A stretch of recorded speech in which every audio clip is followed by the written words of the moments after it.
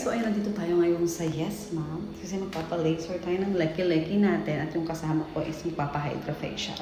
So samahan niyo for today. Kaso baka bawal mag-video dito. So tingnan natin. So ayan.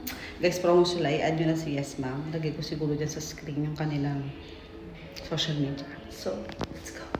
Halika at silipin natin si Jill na nagpapa-hydrofacial ngayon. O, diba? Relax na relax lang naman si Mars. From time to time, may promo ang Yes Man, kaya huwag kalimutan, i-follow sila sa kanilang TikTok account. At kasama ko nga pala dito ang anak ko na si Alexi, nagpa-laser ng underarm. And after nga na nagpa-consult na din kami sa dentist niya para tingnan kung pwede na siya magpa-brace. Meron din silang dental dito, kaya magpa-book na kayo para sa appointment. At after nga namin sa Yes Man, dumiretso na kami dito sa Dubai Mall para kumain at mag-shopping ng konti. At ito nga si Frenchie Jill, napakatagal naman talaga mag-fitting, kaya eto, mag-selfie mirror muna tayo. Ay, so love talaga may outfit. Alam nyo ba, galing lang to sa Taytay, binili sa akin na Ate Cherry galing Pilipinas. At syempre, bago umuwi, medyo nag-chillax muna kami, nag-milk tea kami dito